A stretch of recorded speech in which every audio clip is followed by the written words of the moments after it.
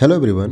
Question number 11 कह रहा है a box weighing 2000 newton is to be slowly slide through 20 metre on a straight track having friction coefficient 0.2 with the box. Find the work done by the person pulling the box with the chain at the angle theta with the horizontal. और दूसरा part कह रहा है find the work done when the person has chosen a value of theta which ensures him the minimum magnitude of the force. तो सबसे पहले हम इसका एफ बी डी बनाते हैं। तो मान लेते हैं ये हमारा फ्रिक्शन है, सरफेस है, और इसके ऊपर एक ब्लॉक रखा हुआ है जिसका जो वेट है वो 2000 न्यूटन है। क्लियर है? हम इसको मास के टर्म्स में लिख ले रहे हैं, मतलब कि 200 kg। और यहाँ पे जो फ्रिक्शन कोफिशिएंट है इसकी वैल्यू दे रखा है 0.2, म्यू की वैल्यू है 0.2। क्लियर है? कह रहा है कि इस पे हमने एक फोर्स लगाया है हॉरिजॉन्टल से थीटा एंगल पे एफ। क्लियर है? फर्स्ट पार्ट कह रहा है find out the work done by the person pulling the box with the chain at the angle theta. मतलब कि जो हमें फोर्स लगाना है वो थीटा एंगल पे लगाना है और कितना डिस्प्लेसमेंट करना है 20 मीटर। तो डिस्प्लेसमेंट की वैल्यू जो है वो 20 मीटर दे रखा है। तो कितना वर्क डन होगा इस अप्लाइड फोर्स की वजह से उसको कैलकुलेट करते हैं। तो सबसे पहले मैं यहाँ पे एफ बी डी बनाऊँगा क्योंकि हमें फ्रिक्शन फोर्स भी पता होना चाहिए। तो सबसे पहले इसका वेट आ जाएगा एम जी, ऊपर लगेगा नॉर्मल रिएक्शन एन, इधर फोर्स का मैं कंपोनेंट करूँगा तो इधर आ जाएगा एफ कॉस थीटा और इधर की तरफ आ जाएगा एफ साइन थीटा। और चूँकि ब्लॉक आगे जा रहा है तो फ्रिक्शन फोर्स जो होगा वो पीछे की तरफ लगेगा।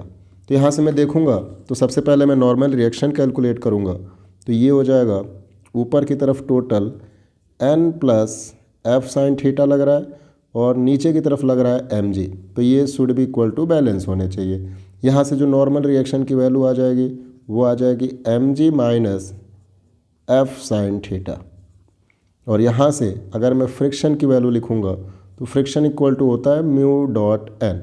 और अगर मैं देखूँगा तो क्वेश्चन में कह रहा है कि जो ब्लॉक है वो बहुत स्लोली जा रहा है। स्लोली का मतलब ये हुआ कि जितना फोर्स आगे लग रहा है एफ कॉस थीटा वो बिल्कुल ही फ्रिक्शन फोर्स के बराबर होना चाहिए।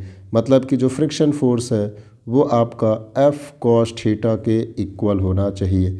यहाँ से देखूँगा तो म्यू और एन की वैल्यू हम लोगों ने निकाला है M G minus F sine theta should be equal to F cos theta.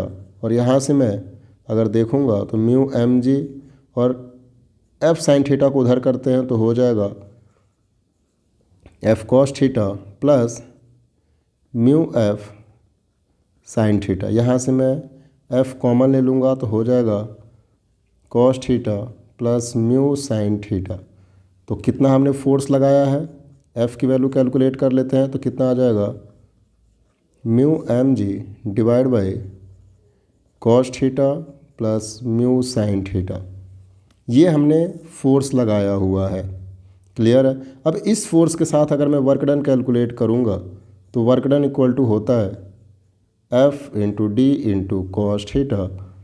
यहाँ पे फोर्स की वैल्यू आ जाएगी mu M G divide by cos theta plus mu sine theta into displacement into cos theta. अब मैंने यहाँ पे एक काम किया हुआ है, नीचे से कॉस थीटा कॉमन ले लिया। तो जैसे ही कॉस थीटा कॉमन लेंगे तो ये हो जाएगा 1 plus mu sign divide by cos, मतलब कि टेन थीटा। और इधर ऊपर आ जाएगा डी इंटू कॉस थीटा। तो कॉस थीटा से कॉस थीटा कट गया। अब सारी वैल्यू को पुट करते हैं। म्यू की वैल्यू दे रखा है 0.2, एम जी की वैल्यू दे रखा है 2000, डिस्प्लेसमेंट है 20 डिवाइड बाई 1 प्लस म्यू की वैल्यू है 0.2 टेन थीटा। अब जब मैं इसको पूरा सॉल्व करूँगा तो इसकी जो वैल्यू आएगी वो आ जाएगी 40,000 divide by 5 plus tan theta. तो ये हमारा फर्स्ट पार्ट का आंसर निकल के आएगा। दूसरे पार्ट में कह रहा है कि जो आपका फोर्स होना चाहिए वो मिनिमम होना चाहिए। तो जो मिनिमम फोर्स की कंडीशन होती है कि हमें ब्लॉक को मूव कराना है, तो जो मिनिमम फोर्स की कंडीशन होती है वो ये होती है कि mu M G divide by root 1 plus mu square. ये हमारा मिनिमम फोर्स होता है किसी भी ब्लॉक को मूव कराने के लिए।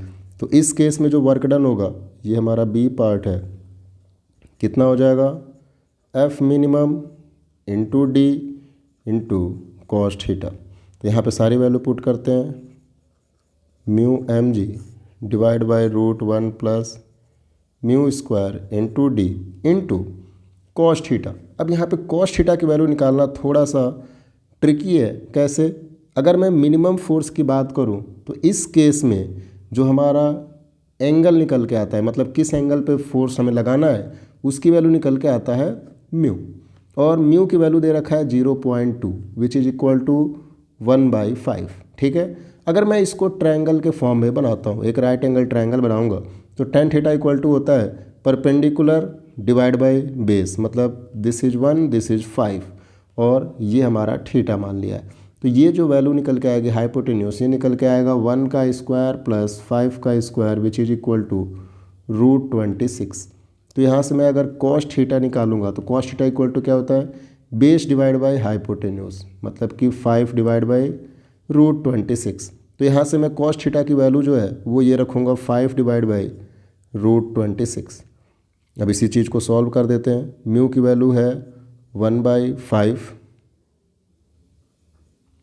इंटू एम जी की वैल्यू है 2000, डिस्प्लेसमेंट है 20, 5 divide by root 26 multiplied by root 1 plus mu square, mu की वैल्यू है 1/5 मतलब कि 1/25 हो जाएगा।